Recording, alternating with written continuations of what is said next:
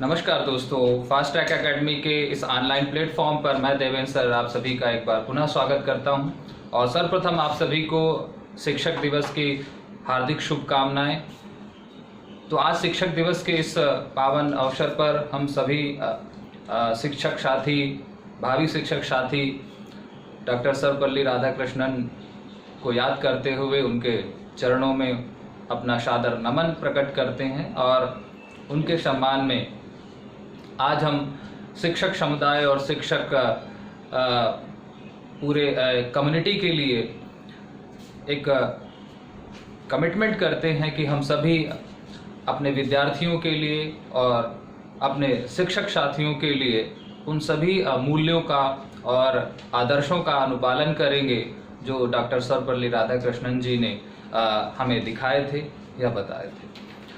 तो दोस्तों, वर्तमान में हम सभी कॉमन पेपर के अंतर्गत उच्च शिक्षा से संबंधित महत्वपूर्ण शैक्षिक संस्थानों की परिचर्चा कर रहे हैं। और उसी कड़ी में हम लोगों ने लास्ट क्लास में अंग्रेजी भाषा और भारतीय भाषाओं से संबंधित जो प्रीमियम इंस्टीट्यूट हैं, अपेक्स बॉडीज हैं, उनकी चर्चा की थी। चाहे वो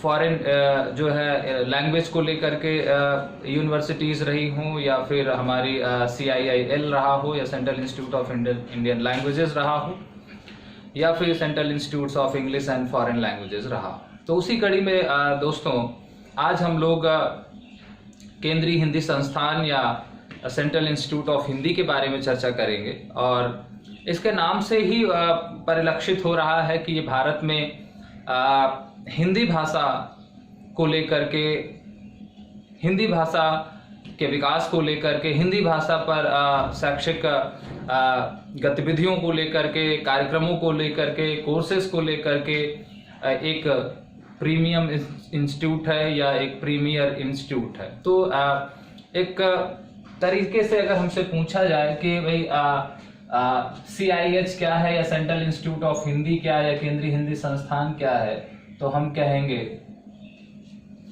this is a premier institute of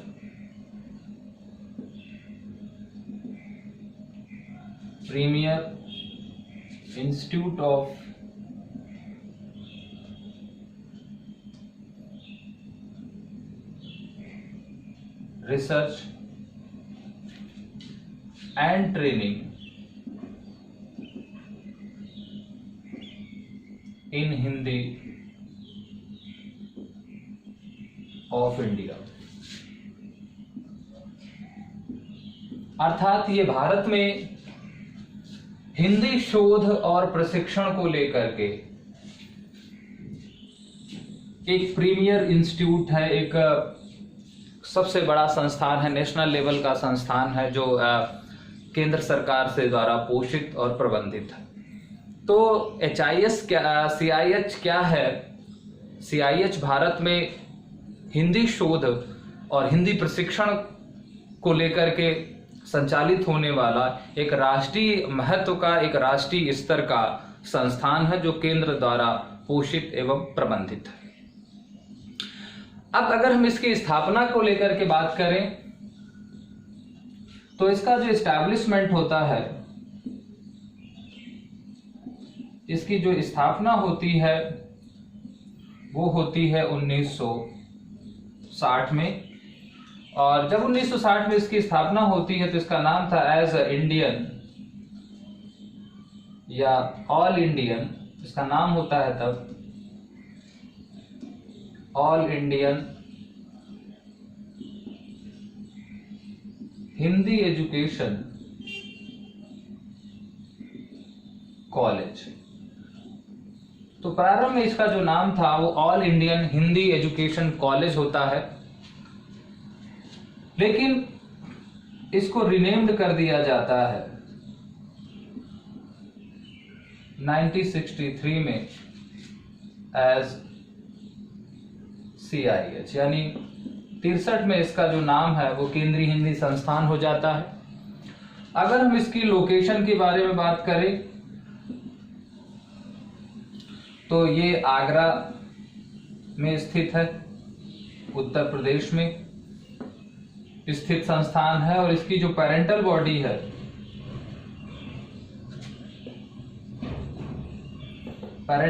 है वो है मिनिस्ट्री ऑफ एजुकेशन। तो केंद्रीय हिंदी संस्थान के बारे में 3 बातें महत्वपूर्ण, कि ये 1960 में ऑल इंडियन हिंदी कॉलेज, जो हिंदी एजुकेशन कॉलेज नाम से स्थापित किया जाता है।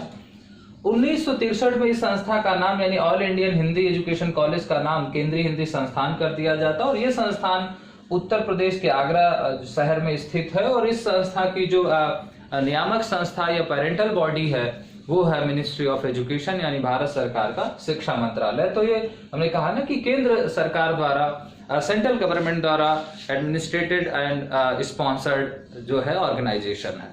और इस ऑर्गेनाइजेशन का संबंध क्या है? रिसर्च से है और ट्रेनिंग से है। अब यहाँ पर रिसर्च एंड ट्रेनिंग से मतलब है कि ये पीएचडी लेवल पर भी कोर्सेज संचालित करता है। और ट्रेनिंग का मतलब है कि ये हिंदी भाषा को बढ़ावा देने के लिए तमाम तरीके के जो अध्यापक प्रशिक्षण कार्यक्रम है, चाहे वो बीटीसी कोर्सेज हो, बीएड कोर्सेज हो, एमएड कोर्सेज हो, तो तमाम तरह के टीचर्स ट्रेनिंग प्रोग्राम्स को भी संचालित करती है। और यहाँ पर इस संस्थान में एक तरीके से ये एक तरीके का जो इंटरनेशनल ऑर्गेनाइजेशन के रूप में भी काम करता है फॉर हिंदी। और इस संस्थान में केवल भारत के ही गैर हिंदी भाषी राज्यों के विद्यार्थी नहीं पढ़ते, बल्कि विदेशी Africa, Afghanistan, China, Mongolia, Maldives और यूरोप तक के विद्यार्थी यहाँ पर हिंदी भाषा को पढ़ने के लिए आते हैं। तो प्रवेश परीक्षा के माध्यम से ये संस्थान तमाम जो है अपने कोर्सेज में दाखिला लेता है।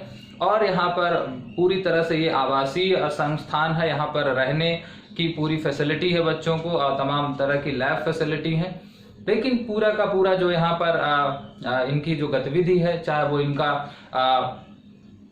पाठ्यक्रम हो, चाहे इनकी पुस्तकें हों, किताबें हों, हर एक चीज ये हिंदी माध्यम में ही संपादित और निष्पादित करता है। तो पूरी तरह से हिंदी पर केंद्रित ये संस्थान है और शोध और उच्च स्तर के प्रशिक्षण कार्यक्रमों को आयोजित कराता है। लखनऊ में इसका मुख्यालय है, हेड ऑफिस है। लेकिन इसके अलावा पूरे भारत में इसके 8 रीजनल सेंटर्स भी काम करते हैं। तो ऐसा नहीं है कि केवल हिंदी में है, बल्कि भारत के 8 अलग अलग अनुभागों में इसके क्षेत्रीय कार्यालय या इसके जो है वो ब्रांचेस भी ओपन है। हालांकि वो सारी ब्रांचेस जो है वो आगरा के प्रति ही जवाबदेह होती हैं, आगरा के अंतर्गत ही कार्य करती हैं। तो अगर हम इसके रीजनल सेंटर्स के बारे में बात करें, रीजनल सेंटर्स या क्षेत्रीय कार्यालयों के बारे में बात करें, तो वो 8 हैं। और उनमें से जो पहला सेंटर है वो है दिल्ली में, दूसरा जो सेंटर है वो है मैसूर, तीसरा जो सेंटर है वो है शिलोंग, चौथा जो सेंटर है वो है दीमापुर, पांचवा जो सेंटर है वो है गुवाहाटी, जो छठा सेंटर है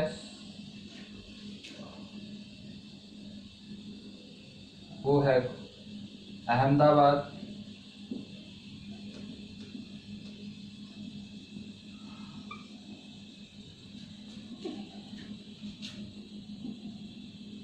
जो इसका 7वां सेंटर है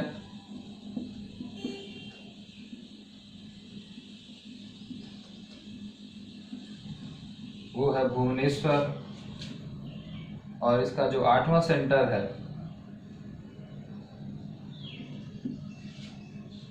वो है चेन्नई।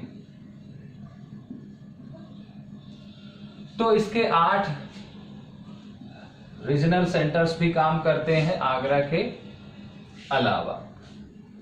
अब अगर इस संस्था के बारे में कार्यों के बारे में हम बात करें, तो कार्यों की चर्चा कहीं ना कहीं हम लोग कर चुके हैं। ये तमाम तरह के एकेडमिक कोर्सेज को संचालित करता है, तमाम तरह के जो है टीचर्स ट्रेनिंग प्रोग्राम संचालित करता है, और पूरे भारत में हिंदी भाषा को बढ़ावा देने के लिए, हिंदी भाषा से संबंधित केंद्र सरकार को सलाह देने के लिए, तो इसका जो कार्य है to advise the central government in the matter of Hindi language, development and dissemination of Hindi language in non Hindi states and regions, जो गैर हिंदी भाषी क्षेत्र है, राज्य हैं, पूर्वोत्तर के राज्य हैं, वहाँ पर हिंदी को बढ़ावा देने के लिए कार्य करना।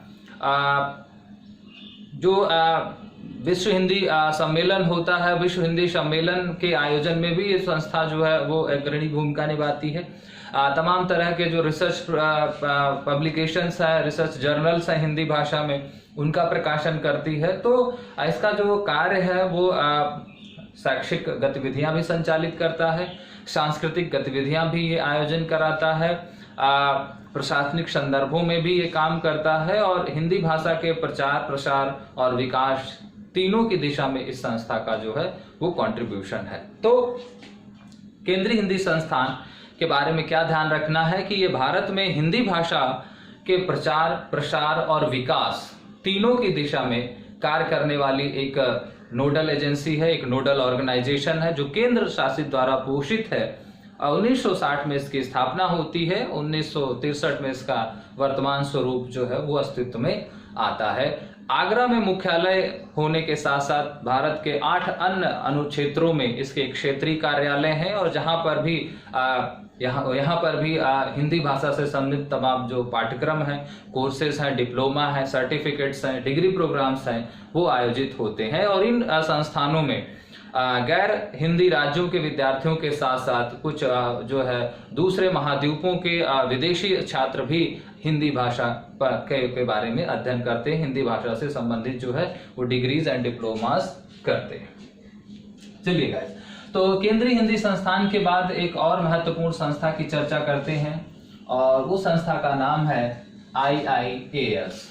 तो कई बार एग्जाम में IIAS के बारे में भी पूछा गया है, तो आज जानते हैं दोस्तों कि ये IIAS है क्या। यानी Indian institute of advanced study, Indian institute of advanced study. तो क्या है ये Indian institute of advance study, जरा आज हम लोग समझते हैं कि कई बार इसका फुल फॉर्म भी पूछा गया है। IIAS का क्या है, तो ध्यान रखें कि स्टडीज शब्द नहीं है। एक ऑर्गेनाइजेशन आगे हम पढ़ेंगे जहां पर हमको स्टडीज वर्ड मिलेगा, लेकिन यहाँ पर जो वर्ड है वो है Indian institute of advance study. अब ये है क्या Indian institute of advance study? इसके बारे में केवल इतना आप जान लें कि ये एक प्रीमियर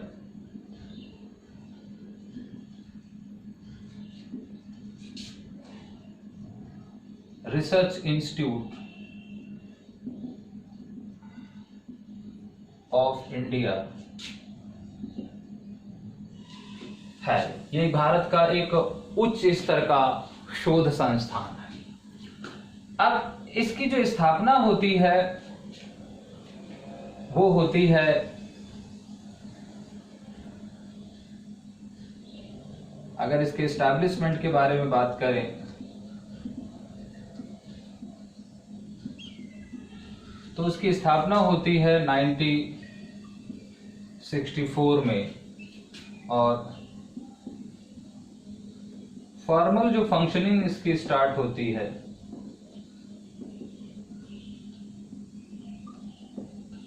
फ्रॉम 1965 से। तो 1964 में यह संस्था स्थापित हो जाती है, लेकिन औपचारिक रूप से जो कार्य करना ये प्रारंभ करती है वो 1965 में करती है। अब अगर हम इस संस्था के लोकेशन के बारे में बात करें तो ये संस्था जो स्थित है वो है शिमला में। कई बार ये क्वेश्चन पूछा गया, शिमला यानी हिमाचल प्रदेश में स्थित है। और इसकी जो पेरेंटल बॉडी है वो है मिनिस्ट्री ऑफ एजुकेशन यानी शिक्षा मंत्रालय।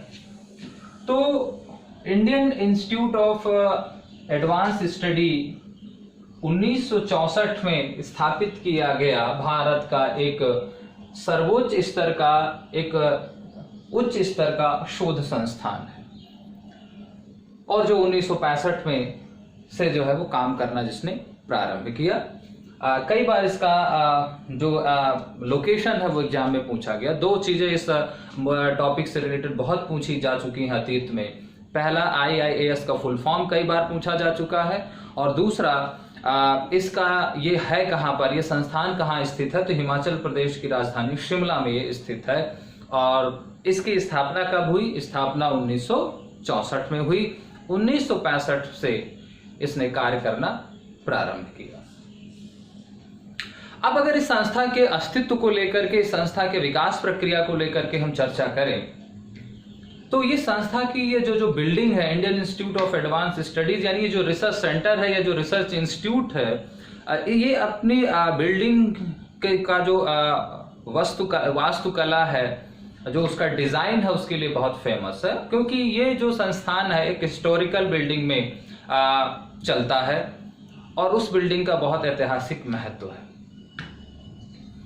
तो अगर हम इस संस्था के विकास के बारे में बात करें, तो पहली बात ध्यान रखें कि ये संस्था जिस इमारत में चलता है, या जिस इमारत को इस संस्था का रूप दिया गया, वो इमारत वास्तव में भारत जो लॉर्ड डफरिन थे 1884 से 1888 के बीच जो भारत के वायसराय थे, उनका ये आवास स्थान था, यानी is the house of Lord Dufferin.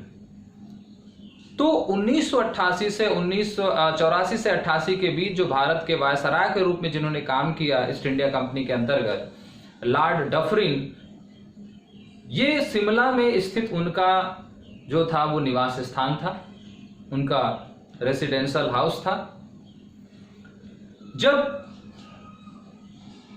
Bharat आजाद हुआ उसके पहले, जब भारत का बंटवारा हुआ, तो भारत का बंटवारा जो है वो शिमला सम्मेलन 1945 के द्वारा ही जो है वो सुनिश्चित होता है। भारत को आजाद करने की बात आती है, भारत को एक गणराज्य के रूप में जब स्वतंत्रता देने की बात आती है, तो जो शिमला सम्मेलन या शिमला कॉन्फ्रेंस होती है 1945 की, दोस्तों वो शिमला सम्मेलन भी इसी इमारत में, यानी लॉर्ड डफरिन के इसी आवास पर आयोजित होता है। वो बैठक यहाँ पर ही जो है वो आयोजित की जाती है।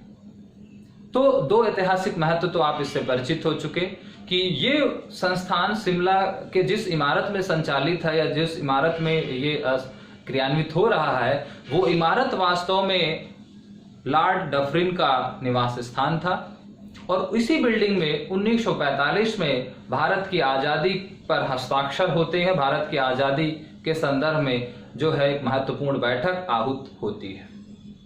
तीसरा, इस इमारत का जो महत्व है, और जब भारत आजाद हो जाता है और अंग्रेजी हुकूमत यहाँ से चली जाती है और सत्ता भारतीयों के हाथ में सत्ता आती है, तो आजादी के बाद इस इमारत को भारतीय राष्ट्रपति का ग्रीष्मकालीन जो है वो निवास स्थान घोषित कर दिया जाता है। चूंकि जो इंडियन प्रेसिडेंट्स हैं उनका एक निवास स्थान नई दिल्ली में राष्ट्रपति भवन है, तो इसको राष्ट्रपति भवन के रूप में जो है भी विकसित किया जाता है या घोषित रिनेम्ड कर दिया जाता है आफ्टर द इंडिपेंडेंस।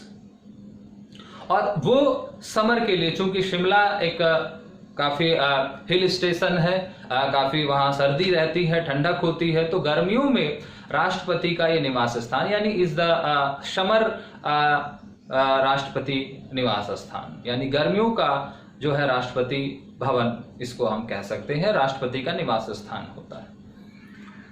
तो तीसरा इसका महत्व था कि ये जो इमारत है जहां पर Indian institute of advance study संचालित हो रहा है, वो भारत के राष्ट्रपति का ग्रीष्मकालीन निवास स्थान घोषित किया गया स्वतंत्रता प्राप्ति के पश्चात, या इस इमारत को राष्ट्रपति निवास स्थान के नाम से जो है उसका नामकरण कर दिया गया। लेकिन जब भारत 1960-61 के बाद जब भारत के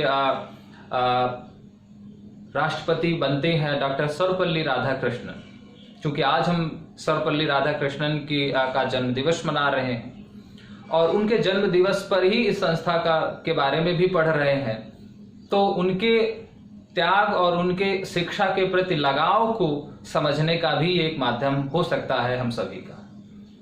तो जब राष्ट्रपति डॉक्टर सर्वपल्ली राधाकृष्णन को ये पता चलता है कि शिमला का ये जो इमारत है जो काफी खूबसूरत है और इसका जो वास्तु हमने कहा डिजाइन है, जो इसकी स्थापत्य कला है, उस स्थापत्य कला को डिजाइन किया था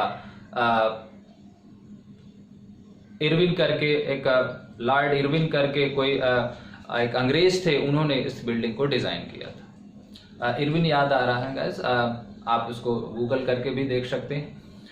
इरविन कंफर्म है, उसके पहले का जो नाम है वो थोड़ा सा मिक्स हो रहा है। लेकिन जब सर्वपल्ली राधाकृष्णन के पास ये सुझाव आता है कि भाई ये आपका गर्मियों का जो है वो निवास स्थान है, तो उन्होंने इस प्रस्ताव को रिफ्यूज कर दिया और उन्होंने कहा कि नहीं, ये जो इमारत है, इस इमारत को मैं अपने रहने के लिए इस्तेमाल नहीं करूंगा, बल्कि इसको एक इंस्टीट्यूट ऑफ हायर लर्निंग के रूप में जो है वो रिनेम्ड कर दिया जाए या इसको बदल दिया जाए, यानी एक उच्च शिक्षा अध्ययन केंद्र के रूप में इसको जो है वो विकसित किया जाए, इस पूरी इमारत को।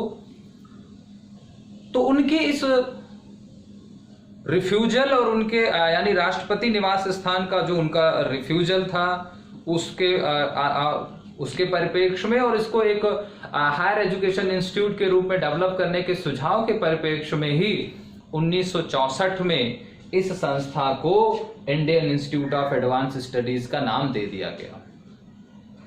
तो कहीं ना कहीं इस संस्था की स्थापना में जो प्रमुख व्यक्ति है वो है शिक्षक दिवस के प्रणेता डॉक्टर सर्वपल्ली राधाकृष्णन, क्योंकि अगर उन्होंने इस इमारत को राष्ट्रपति का ग्रीष्मकालीन आवास के रूप में स्वीकार कर लिया होता तो शायद ये संस्था अस्तित्व में ना आई हुई होती। लेकिन उन्होंने उस अपने निवास स्थान को, अपने गर्मियों के निवास स्थान को एक उच्च शिक्षा अध्ययन केंद्र के रूप में विकसित करने की सिफारिश की और तत्कालीन सरकार ने उनकी सिफारिश को तुरंत स्वीकार करते हुए 1964 में ही लॉर्ड डफरिन के उस निवास स्थान को, उस हाउस को, उस बिल्डिंग को Indian institute of advance studies के रूप में रिफ्रेम कर दिया। तो इस प्रकार से ये संस्था जो है हमारे अस्तित्व में आई और 1965 से फिर औपचारिक रूप से ये संस्था काम करने लगी। तो गाइस, IIAS के बारे में क्या हमने जाना, क्या हमें ध्यान रखना है। IIAS यानी Indian institute of advance studies Bharat का एक उच्च स्तर का शोध केंद्र है और ये शोध केंद्र की जब बात होती है तो यहाँ पर बात ये आती है कि इस शोध केंद्र में किस किस डिसिप्लिन से संबंधित रिसर्चेस होती हैं। तो अगर हम इस पर रिसर्च की बात करें, अगर हम इसके कोर्सेज की बात करें डिसिप्लिन की, तो यहाँ पर जो कोर्सेज चलते हैं वो ह्यूमैनिटीज के चलते हैं, सोशल साइंस के चलते हैं एंड लाइफ साइंस के कोर्सेज चलते हैं।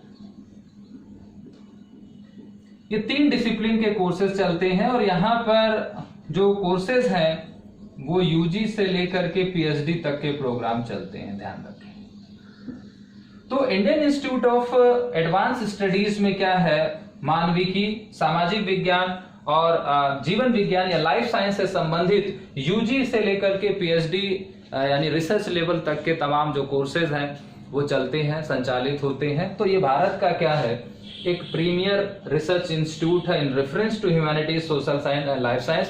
प्योर साइंस का इससे कोई संबंध नहीं है। तो ये भारत में शिक्षा, विशेष रूप से सामाजिक विज्ञान शिक्षा और मानविकी से संबंधित शिक्षा और लाइफ साइंस से संबंधित शिक्षा का एक क्या है, एक अपेक्स लेवल का रिसर्च इंस्टीट्यूट है जो 1964 में जो है वो प्रकाश में आता है, जिस अस्तित्व में आता है और 1965 से अपना इसने औपचारिक रूप से कार्य प्रारंभ किया। तो यहाँ पर ध्यान क्या रखना है, पहली चीज तो इसका फुल फॉर्म आपको ध्यान में रखना है। ये क्या है, एक रिसर्च इंस्टीट्यूट है, लेकिन इस रिसर्च इंस्टीट्यूट का संबंध किस किस डिसिप्लिन से है, ह्यूमैनिटीज से है, सोशल साइंस से है, लाइफ साइंस से है। और ये संस्थान जो कोर्सेज संचालित करता है वो यूजी टू पीएचडी लेवल संचालित करता है। 1964 में संस्था अस्तित्व में आती है on the recommendation of second president of India doctor Sarvepalli Radhakrishnan. और ये जो संस्थान स्थित है वो जो है हिमाचल प्रदेश के शिमला शहर में स्थित है। और इस संस्था की जो एडमिनिस्ट्रेटिव और स्पॉन्सर्ड बॉडी है वो है मिनिस्ट्री ऑफ एजुकेशन, यानी भारत सरकार का शिक्षा मंत्रालय।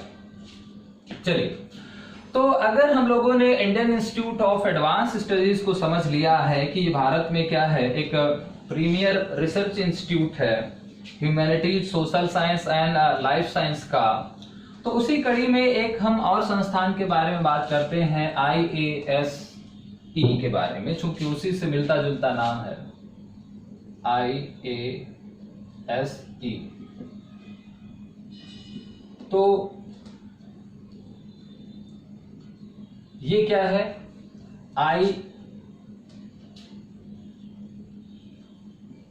IAES यानी Indian institute of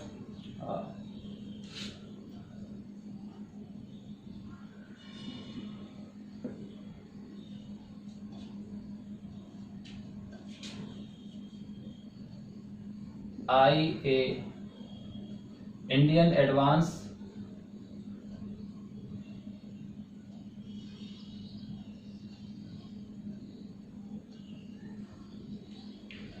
IASE, correct, यानी इंडियन एडवांस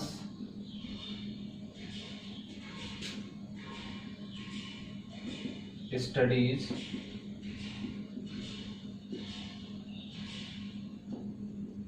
इन एजुकेशन। तो काफी मिलता जुलता नाम है यहाँ पर।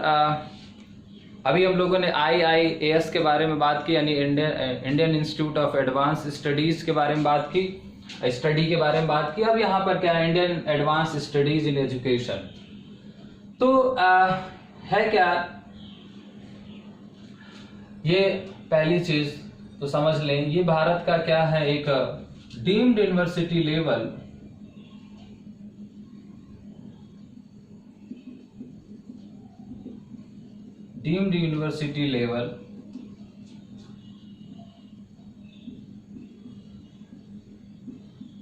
Non government non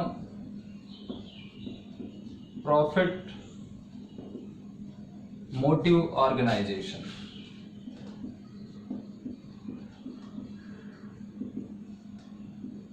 are institute.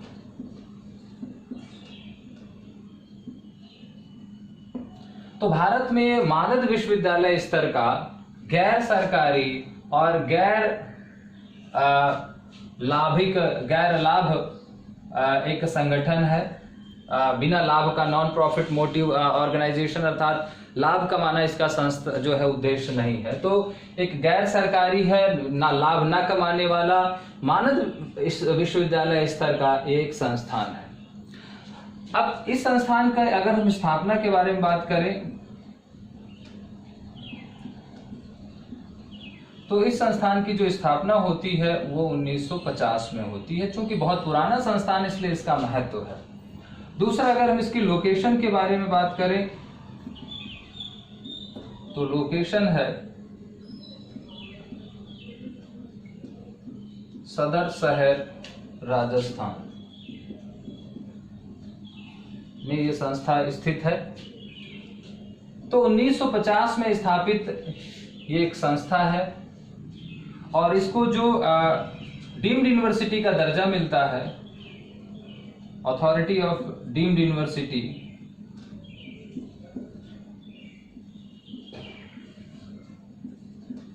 का जो दर्जा इसे दिया जाता है वो दर्जा मिलता है सन 2000 में। तो 1950 में स्थापित एक गैर सरकारी संगठन है जो भारत में शिक्षा की दिशा में निःशुल्क रूप से जो है वो कार्य करता है, जो है नो प्रॉफिट पर काम करता है। एक तरीके से एनजीओ के रूप में इसकी स्थापना होती है। जो है वो गणेश जो है सरस्वती विद्या मंदिर के नाम से ये पहले चलता था और बाद में फिर इस संस्था को जो है वो डीम्ड यूनिवर्सिटी का दर्जा प्रदान किया। और ये संस्था जो संचालित करती है, जो कोर्सेज संचालित करती है, वो UG टू PhD लेवल के कोर्सेज संचालित करती है। तो बहुत कुछ इस संस्था के बारे में नहीं है जानने समझने योग्य, केवल इसका नाम ध्यान रखें, क्योंकि इसलिए हम इसकी चर्चा कर रहे हैं क्योंकि कभी कभी जो है हम कंफ्यूज हो जाते हैं IIAS के बारे में कि Indian institute of advance studies और Indian advance studies in education को लेकर के हमारे मन में एक दुविधा की स्थिति आती है। तो उस दुविधा की स्थिति को समाप्त करने के लिए इस संस्था के बारे में हम लोगों ने यहाँ पर चर्चा की है। तो Indian advance studies in education के बाद एक दूसरी संस्था के बारे में हम लोग चर्चा करते हैं, और वो संस्था भी आज के इस वर्तमान परिदृश्य में काफी प्रासंगिक है, और उसका नाम है नॉयलेट। तो आज हम लोग चर्चा करते हैं national institute of electronics and information technology, national institute of electronics and information technology, national institute of electronics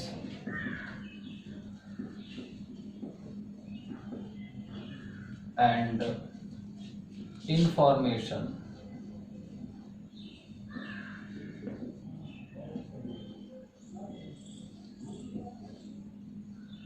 technology, यानी इसको हम कह सकते हैं कि राष्ट्रीय इलेक्ट्रॉनिक्स एवं सूचना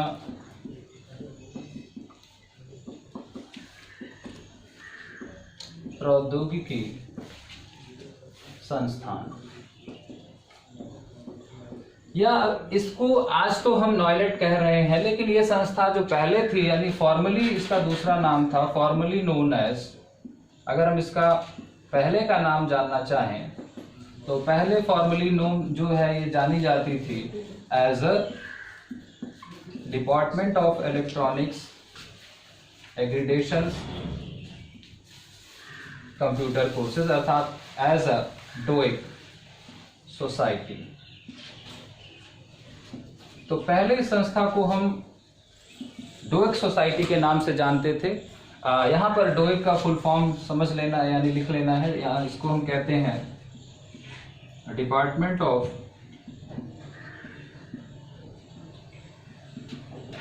इलेक्ट्रॉनिक्स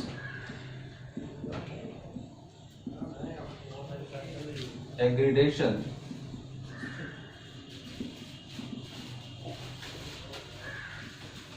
कंप्यूटर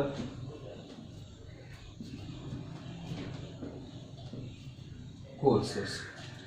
तो आज हम लोग समझते हैं कि नॉयलेट क्या है, यानी या जिसे हम national institute of electronics and information technology या राष्ट्रीय इलेक्ट्रॉनिक्स एवं सूचना प्रौद्योगिकी संस्थान, या जिसे पहले हम डोइक सोसाइटी के रूप में जानते थे, वो क्या है, और इस डोइक से इसका नाम नॉयलेट कब पड़ा, और डोइक की स्थापना किस उद्देश्य से की गई, या ये संस्थान है क्या।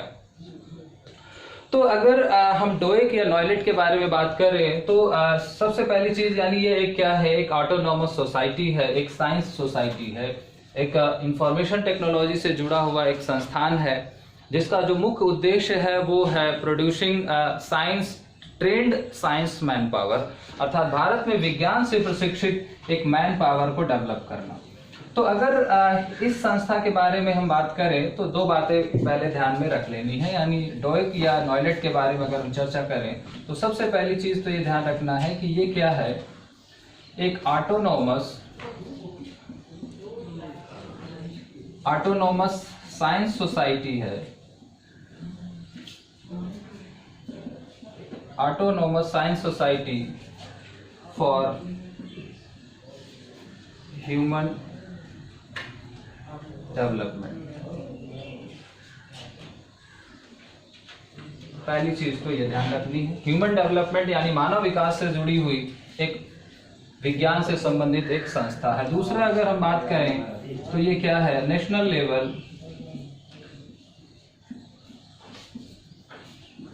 Level science society.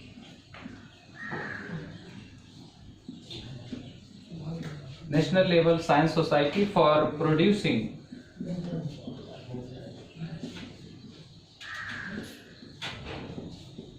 Trend science man power, अर्थात चाहे तो हम इसको मानव विकास समझ लें या फिर हम कह दें कि यहाँ पर इसका जो काम है वो प्रशिक्षित विज्ञान प्रशिक्षित जो है मानव संसाधन का विकास करना। तो भारत में इंफॉर्मेशन टेक्नोलॉजी से संबंधित जितने भी प्रोफेशनल्स हैं, उन प्रोफेशनल्स के डेवलपमेंट को लेकर के, उन प्रोफेशनल्स को प्रिपेयर करने को लेकर के, उन प्रोफेशनल्स को तमाम तरह के कंप्यूटर प्रोसेस की ट्रेनिंग को देने के परिप्रेक्ष्य में ये संस्था की जो है स्थापना होती है।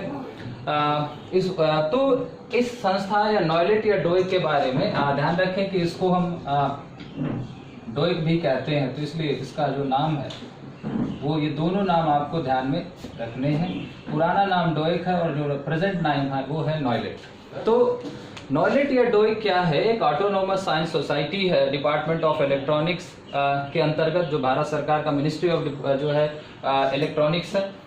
और दूसरा, ये भारत में एक ट्रेंड साइंस मैन पावर को प्रोड्यूस करने वाली एक राष्ट्रीय स्तर की क्या है, एक ऑर्गेनाइजेशन है, एक संस्थान है। अब अगर इस संस्था की स्थापना और इसके कार्यों के बारे में बात करें तो कार्य तो काफी समझ में आ रहा है कि भाई मैन पावर या trend science man power produce करना इसका काम है। लेकिन अगर इसकी स्थापना के बारे में बात करें तो इसकी स्थापना हमें सब पता है, हम सब जानते हैं कि भारत में जो कंप्यूटर क्रांति आई वो आई 1986 की जो है शिक्षा नीति से। तो इसकी जो स्थापना होती है वो 1994 में होती है by the recommendation of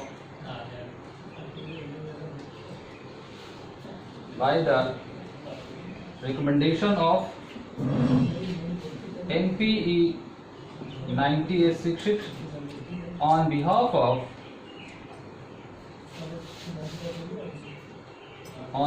of AICTE। चूंकि भारत में टेक्निकल एजुकेशन की जो सर्वोच्च संस्था है वो है all India council of technical education यानी AICTE, जिसकी चर्चा हम लोगों ने पहले की। तो उसके द्वारा डोइक की जो है स्थापना की जाती है। और AICTC को इस संस्था की स्थापना करने का सुझाव किसने दिया था? राष्ट्रीय शिक्षा नीति 1986 ने, यानी NP 1986 ने रिकमेंड किया था। क्योंकि भारत में जो IT रिवोल्यूशन आया वो 85 से 90 के बीच आया, उसी कड़ी में इस संस्था की भी स्थापना AICTE के द्वारा की जाती है 1994 में। लेकिन इस संस्था का जो नामकरण हो जाता है, रिनेम्ड कर दी जाती है 2011 में एज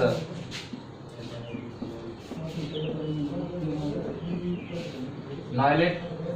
यानी पहले इस संस्था की स्थापना जो होती है यहाँ पर 94 में, वो होती है डोइक सोसाइटी के रूप में।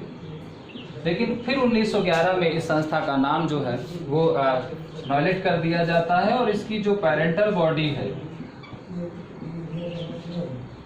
वो है ministry of electronics and information technology. Ministry of electronics and information technology, यानी इंफॉर्मेशन टेक्नोलॉजी यानी इलेक्ट्रॉनिक्स मंत्रालय जो है वो इसकी पेरेंटल बॉडी है। तो 1994 में राष्ट्रीय शिक्षा नीति 1986 की सिफारिश पर स्थापित की गई ये भारत की एक ऑटोनोमस साइंस सोसाइटी है, जिसका काम भारत में जो ट्रेंड IT प्रोफेशनल्स हैं उनको डेवलप करना, उनको तैयार करना है। तमाम तरह के ये जो संस्था है वो कोर्सेज का भी संचालन करती है, तमाम तरह के जो है एंटरप्रेन्योरशिप प्रोग्राम भी चलाती है IT एक्सपर्ट और IT प्रोफेशनल्स को डेवलप करने और उनको ट्रेन करने में। तो अगर इस संस्था के कार्यों के बारे में बात करें तो इस संस्था का जो पहला कार्य है, भारत में एक आईटी जो कल्चर है, इंफॉर्मेशन टेक्नोलॉजी का जो कल्चर है उसको एनरिच करना है, उसको डेवलप करना है। और ये इंफॉर्मेशन टेक्नोलॉजी का कल्चर ये कैसे डेवलप करती है? ये डेवलप करती है execution of different computer courses. जैसे अगर हम इस संस्था के द्वारा चलाए जाने वाले तमाम कोर्सेज के बारे में बात करें तो आप सभी ने CCC कोर्सेज के बारे में बात किया होगा, यानी concept on computer courses, basic computer course, O level, A level, B level and C level. तो ये तमाम जो कोर्सेज हैं वो ये संस्था संचालित करती है, जिसमें से ये फंडामेंटल कोर्स है, ये हमारा जो है वो UG लेवल का कोर्स है, ये हमारा MCA के इक्विवेलेंट माना जाता है, और ये हमारा जो है वो MTech के इक्विवेलेंट कोर्स माना जाता है। तो समझिए कि यार मास्टर लेवल तक के कोर्स, यानी CCC जिसे हम जो है कंप्यूटर कॉन्सेप्ट कोर्स कहते हैं, इसको बेसिक कंप्यूटर कोर्स कहते हैं। तो CCC से लेकर के C लेवल तक के कोर्सेज को संचालित करते हुए ये जो संस्था है ये भारत में एक IT जो कल्चर है उसको विकसित करने और उसको इस्टेब्लिश करने की दिशा में काम कर रही है। और जब ये कोर्सेज संचालित करती है तो इसी कोर्सेज के द्वारा ये भारत में जो IT प्रोफेशनल्स की डिमांड है सोसाइटी में, तो वो जो मैन पावर प्रोड्यूसिंग इसका काम है, एक science trend man power produce करना, वो ऑब्जेक्ट भी इन्हीं कोर्सेज के द्वारा ये संचालित करती है। इसके अलावा बहुत सारी जो है एंटरप्रेन्योरशिप, बहुत सारे औद्योगिक प्रशिक्षण के कोर्सेज भी संचालित करती है, तमाम तरह के ट्रेनिंग प्रोग्राम्स भी संचालित करती है, एग्जामिनेशन भी कंडक्ट कराती है। तो नेशनल एक system of examination and certificate का इसने विकसित किया है। तो भारत में कंप्यूटर कोर्सेज को लेकर के जो सर्वोच्च स्तर की संस्था है वो हमारी नॉयलेट है, और कंप्यूटर कोर्स पर तमाम तरह कंप्यूटर एजुकेशन पर तमाम तरह के गवर्नमेंट रिकॉग्नाइज्ड जो कोर्सेज हैं वो इसी संस्था के द्वारा ही संचालित और क्रियान्वित किए जाते हैं। समय समय पर ये एनरोलमेंट करती है, समय समय पर एग्ज़ाम लेती है, और समय समय पर ये जो है तमाम तरह के जो इवेंट है, तमाम तरह की एक्टिविटीज़ हैं, कंप्यूटर एजुकेशन के विकास और प्रचार को लेकर के उसकी दिशा में भी आयोजित कराती है। विद्यार्थियों को प्रशिक्षित करने के बाद उनका सर्टिफिकेशन भी करती है, उनको जॉब प्लेसमेंट भी प्रोवाइड करती है, उनको मार्केट अपॉर्चुनिटीज़ के बारे में भी जो है वो इंफॉर्मेशन प्रोवाइड करती है। तो एक तरीके से देखा जाए तो ये संस्था भारत में कंप्यूटर एजुकेशन के प्रसार, विकास और उसके उन्नयन की दिशा में कार्य करने वाली एक राष्ट्रीय स्तर की संस्था है, जो एक ऑटोनोमस रजिस्टर्ड सोसाइटी के रूप में काम करती है ministry of electronics and information technology के अंतर्गत 1994 से। वर्तमान में इसके पूरे देश में जो है कई जगह मुख्य रीजनल ऑफिसेज हैं, लेकिन इसका जो हेड ऑफिस है वो न्यू दिल्ली है। तो नई दिल्ली में ये संस्था स्थित है। तो मुख्यालय नई दिल्ली में है, लेकिन इसके अलावा पूरे भारत में इसके क्षेत्रीय कार्यालय भी स्थित है। तो गाइस आज की क्लास में इतना ही रखते हैं। अगली क्लास पर कुछ और संस्थाओं के साथ उपस्थित होंगे। तब तक अपना ख्याल रखिए। Take care, bye bye.